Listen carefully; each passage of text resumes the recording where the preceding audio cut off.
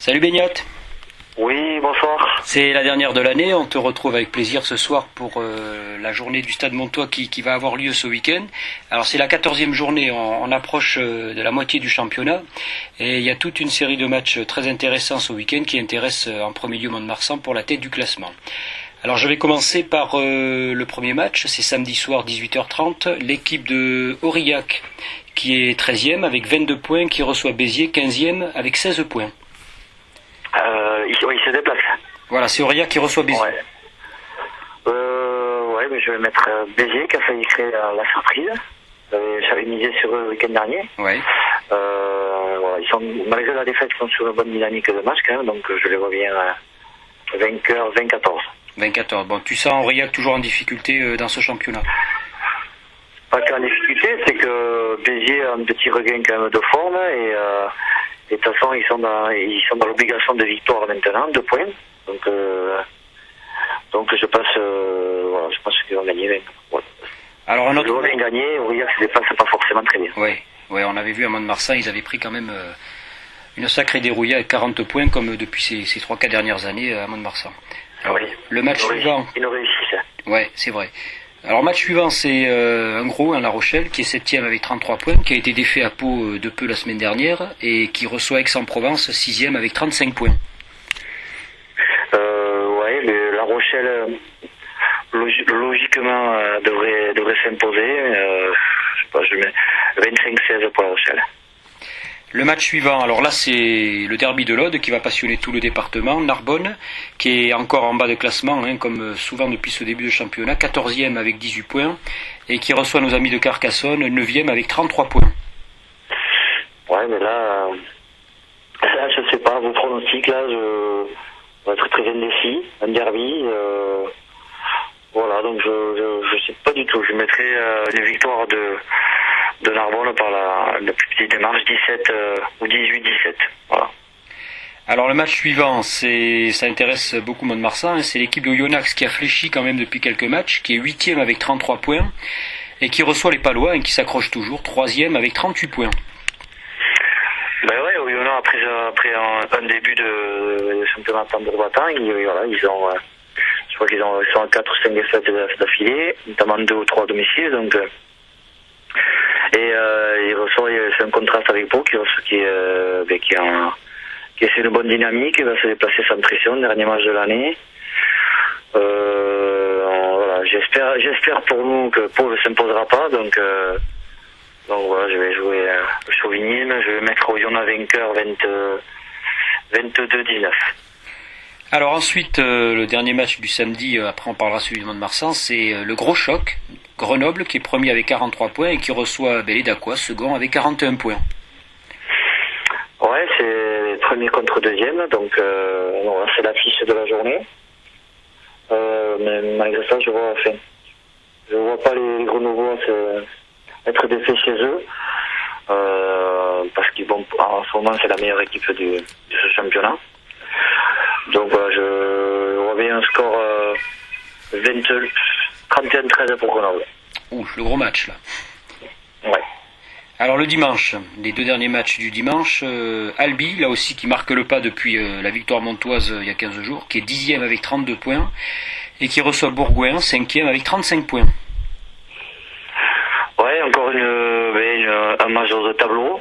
Voilà, Albi, je mettrai Albi vainqueur. 17-13. Dernier match, Périgueux, alors dernier toujours, 16e avec 13 points, qui reçoit une équipe qui est un petit peu mieux classée, mais guère plus, Tarbes 11e avec 30 points. Ouais, les Périgueux, les deux ont été défaits le week-end dernier. Je parlerai pas de Périgueux, je pense qu'on va me le dire après. Ouais. Et Tarbes qui s'est fait, qui a perdu le match dans les arrêts de jeu, donc ils sont quand même aussi dans l'obligation de récupérer des points. Bon, je vais mettre quand même Tarbes vainqueur, 18-14. Alors on va parler un petit peu des Montois, on va revenir sur le week-end dernier. Prestation des Montois un peu inégale, malheureusement, contrairement encore à ce que les supporters avaient envisagé. Mais les Montois ont gagné largement, hein, sans difficulté, sans aucune contestation, mais ils n'ont pas encore réussi à, c'est un petit peu le mal endémique, à concrétiser leurs actions et à mettre ces fameux essais qui nous auraient permis d'avoir le bonus. Ouais, moi autant j'étais pas d'accord avec son supporter pour Béziers parce qu'il réclamait le bonus et bon, on était loin de l'avoir et on pouvait pas l'avoir. Autant sur ce match-là, voilà, nous aussi on est les premiers déçus. En voyant la vidéo, on voit qu'on se gâche une multitude d'occasions. Donc, et nous aussi ça nous agace, ça agace les supporters, mais nous aussi ça nous agace parce qu'on sent qu'on est capable et que il y a une certaine fébrilité à l'approche de la ligne, mais je pense que c'est juste. Ouais, c'est juste, je frappe sur le bouton psychologique, c'est du ressort, c'est mental. Voilà, donc quand il y aura le match où ça se déroulera bien, le match est déclic par rapport à ça, je pense que voilà, derrière ça suivra, mais aujourd'hui on a une espèce de, je sais pas, de retenue, de peur qui fait qu'on n'arrive pas à concrétiser, c'est dommage parce qu'on maîtrise les matchs. Périgueux, c'est un match maîtrisé de bout en bout, on panique pas, on n'est jamais en danger.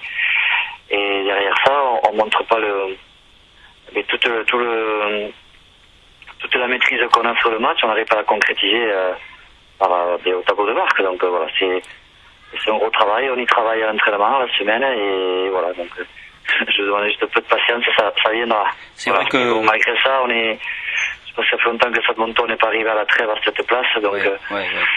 Donc voilà, faut pas faire la fine bouche, mais c'est vrai qu'il y avait, voilà, et nous aussi on reste sur notre fin et on aurait pu espérer mieux. Alors il y a quand même une montée en puissance du jeu montois. Devant, on voit que ça s'est très très sérieusement resserré depuis quelques matchs.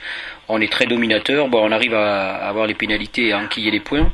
Et puis ça sort bien, ça sort plus vite. Et malheureusement, bon, c'est toujours le dernier geste. À quelques mètres de la ligne, il y a l'en avant, il y a la balle tombée. Voilà.